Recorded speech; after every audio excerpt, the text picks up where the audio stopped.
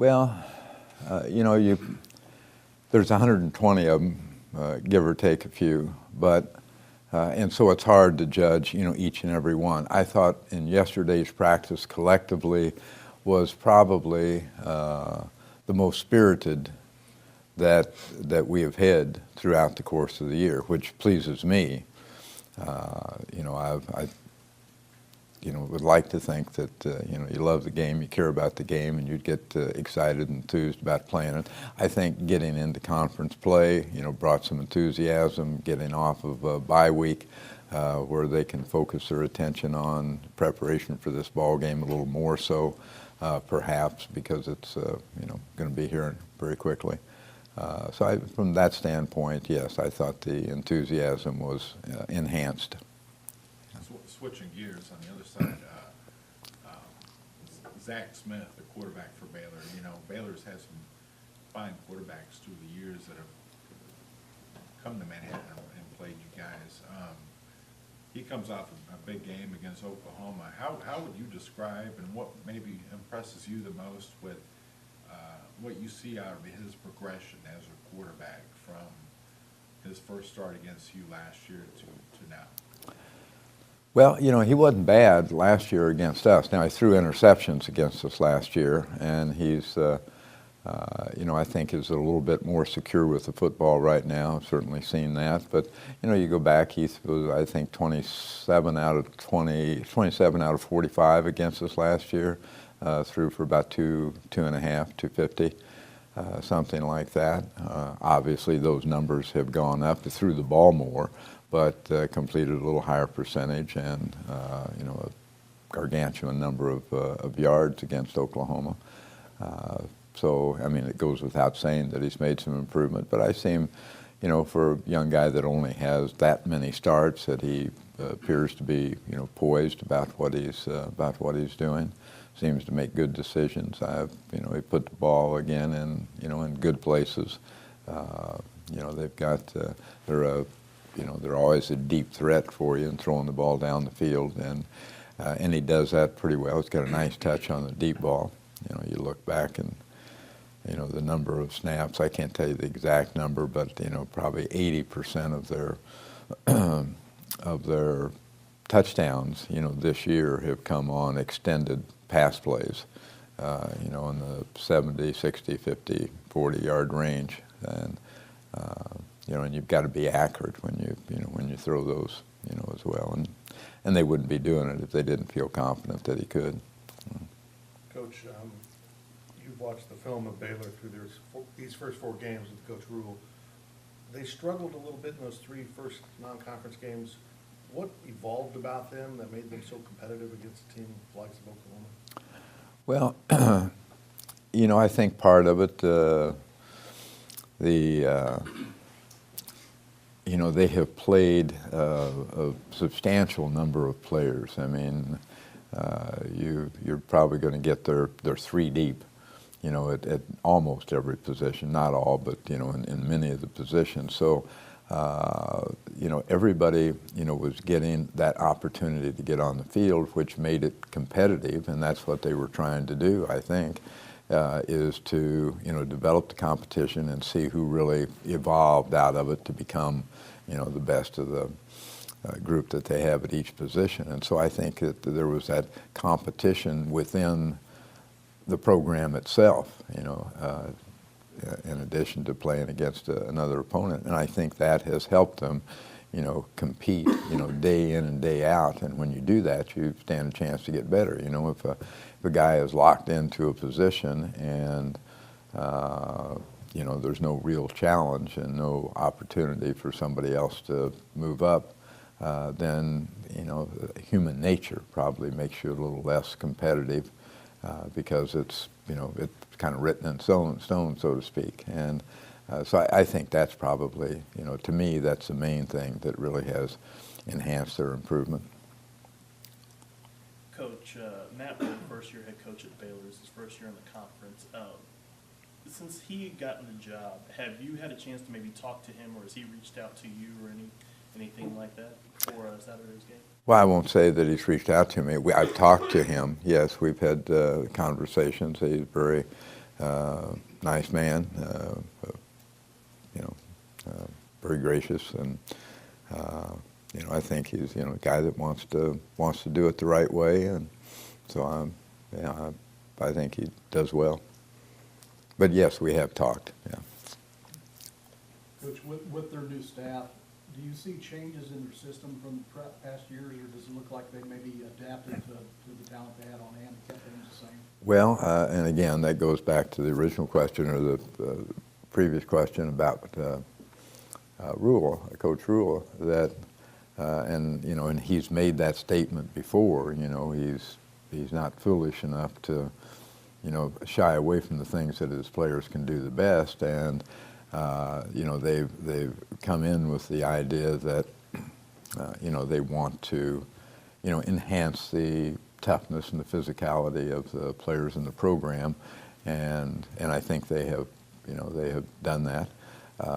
By the same token, they're seeing that they have some skill at the receiving position. They have the capacity to throw the football, and so they've spread people out. And they against Oklahoma, they look far more like the Baylor of previous years than they had in the previous 3 games. If that answers the question. Coach, I know you said for your wide receivers it would be back to square one. Just curious how they responded over the past week or so. Well, and again, going back to yesterday's practice, I thought like I said, we threw the ball well, but we caught the ball well, ran routes well. I think, our receivers, looked quick. So I think and of course we're in shorts, but nevertheless, they have taken upon themselves, I think, to make strides, and they have. At least that's the way I viewed it from yesterday's workout. And also, just what's been your assessment of Alex Barnes so far this year? Well, Alex is, probably, not played to his, capabilities. All that's not his fault by any stretch of the imagination, but he's a very competitive young guy, and I think he's. He will get better. I mean, he understands the things that he needs to do, and what's held him back a little bit, and he's working diligently to get those things corrected. But I know there's a lot more on the table. Are you able to say some of the things that are holding him back right now? I'm able to. I'm not going to. Fair enough. Did you see anything from Baylor in their game against Oklahoma that's made you change your preparation? Well, I don't know if it's a matter of changing. There is some things that we have to put more emphasis on based on that game. They have, in the Oklahoma ball game, they played with some personnel groupings and some formations that hadn't been as prevalent in the previous 3 games, and were very prevalent in this ball game. And we had worked on those things, but probably not to the same degree that that we need to. One thing some offensive linemen have said since the last game is that they were kind of pushing themselves to work a little bit harder to open up holes for the running backs and get them more involved. Is that also a priority from the coaching staff at this point, to see if you can get them going a little bit in this game or future one? Well, it's always a priority. I don't think we've ever approached it any differently. It's just kind of how I'm pleased to hear that they responded that way. That's thank you for feeding me that information. The game is such that football is a physical game, and just to get in position, to block someone is one thing, but being able to create movement, that opens holes up, for ball carriers to run through is a pretty simple statement. But that's part of what we've always tried to enhance with our offensive line, and fullback, tight ends fit into that as well. But that's something we can do better, and I think they're focused on that. So. And we've only got to see Justin Silman a few times, but he did run pretty good against Vanderbilt. What's, I guess, just analysis of where he's at right now? Well, I'd be probably in class, but you know, Justin's. I mean, that doesn't surprise me. I mean, we know he's capable. You know, we've seen him do it before, and you know, he ran reasonably well when he, you know, last or 2 Saturdays ago. But yeah, I don't think anything's changed. You know, I always assess him to be a, you know, a fine player, good running back for us. Bill, hey. You talked about how practice pretty spirited. Where you get those glasses? What? Oh, Where- glasses on. Oh, that's a hat. Okay, I thought you had glasses on. Okay. You talked about how it's spirited for the players. Does that kind of the same thing apply for the coaches? I mean, is there a change in the energy there? Is that necessary? I know after the game you were talking about how you got to coach a little better or whatever. I'm just wondering if there's any noticeable change, I guess, with the staff. Well, I think, you know, coaches are pretty consistent normally about what they do. The good ones, I think, are in regards to, you know, as far as the enthusiasm, et cetera. I think they're, you know, enthused. Everybody, you know, demonstrates that maybe a little differently.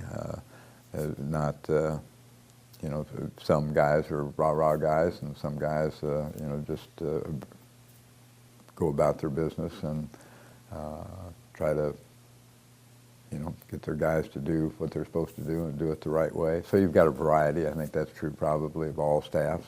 And I think it's, you know, it's significant to have, you know, guys like that. Some guys are a little more quiet in their coaching. Some guys are a little more vocal in their coaching. But that's, you know, that's kind of a human nature thing, as it is with players. You know, I think players, you know, some guys who, you know, are really into it are very, you know, very quiet, very reserved. And, you know, they just go about their business, and their eyes or their concentration or their focal point is, you know, what they're doing, and you know, don't distract themselves with a lot of jumping up and down. You know, it's a matter of, you know, is it a natural thing and is it meaningful? I mean, you know, false enthusiasm doesn't help anybody, I don't think, or at least that's my opinion of it. And most, you know, young guys know each other quite well, and so they, you know, they know whether it's real or not. You know, and if it's real, and which I thought it was yesterday, then it's significant. I may not get his quote just right, but Coach Rule said something along the lines of your program is what he wants his to be.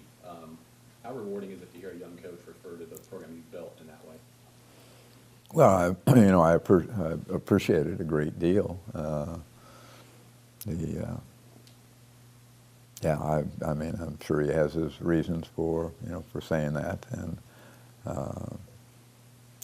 I would like to hope that we have a program that, you know, many would want to emulate for a variety of different reasons, I think. But yeah, I'm pleased that, you know, that he feels that way.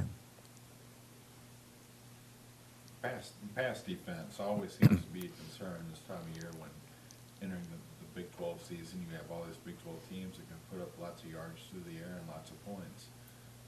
How good has your pass defense been at this point, if you evaluate it, and if you boil it all down, how good of a barometer is Baylor coming out of the gate in the Big 12 for your pass defense? I think the last question first. I think it's you know, a significant barometer.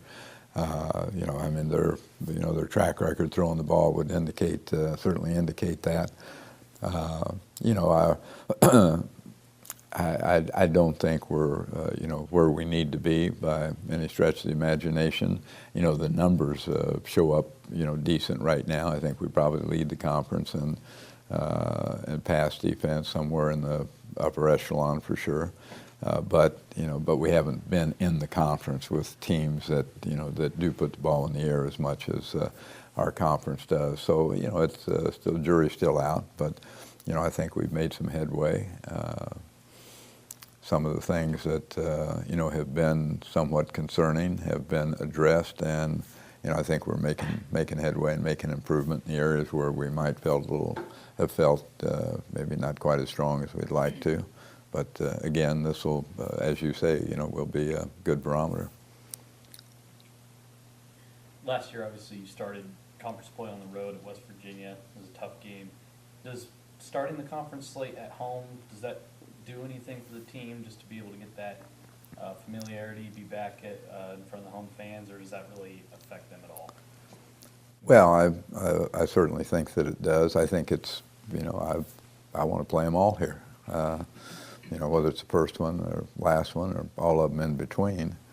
But, at the end of the day, you're still going to have to play, 5 or so, on the road, and it becomes important to, understand, how to deal with that, with a different environment, and at the end of the day, trying to make it, which we didn't do a very good job of 2 weeks ago, but, is being able to, you've heard me saying here, confine everything to between the white lines, so to speak. That's the terminology I use, I guess, with our players, and keep our focus there and not on, hotels, flights,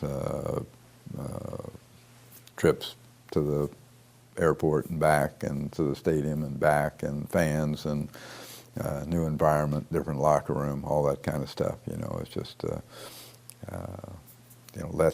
as I encourage players, let us deal with the issues. We've got people that, are good at what they do, and they can deal with all those issues. You deal with, what goes on between the white lines, and the same thing is, is really true here. The difference is, you've got a tremendous fan base that really, cares about and supports all these young guys, and that's very meaningful to them. But, we had quite a turnout, obviously, at Vanderbilt, and unfortunately didn't respond to that. So, your guess is as good as mine. Darren Sproles has been in the news this week since he suffered his unfortunate injury. I guess, it's not known whether he's going to try to play again next season or not, but just from your vantage point, I know he's one of your favorite players. What has impressed you most about what he's been able to do in the NFL? Well, I think the most impressive thing, because, I was well aware of the, talent and the skill and capabilities that he had, but the most impressive thing, and it didn't surprise me a bit, was the fact that he was able to remain Darren Sproles in the environment, that he's in, and that environment can change young people in their own personal lives and their own philosophies and attitudes, so dramatically, and that hasn't happened. He's highly respected by, his teammates and coaches and people with, his NFL team, and he's, same young guy. That's what's impressive to me. You touched on this a little bit yesterday on the teleconference, but with 9 straight Big 12 games and changes in the NCAA rules, has it really altered the way you go about practice, the physicality you like to play with? Well, yes. I mean, it's changed. The rules have changed dramatically. I mean, it's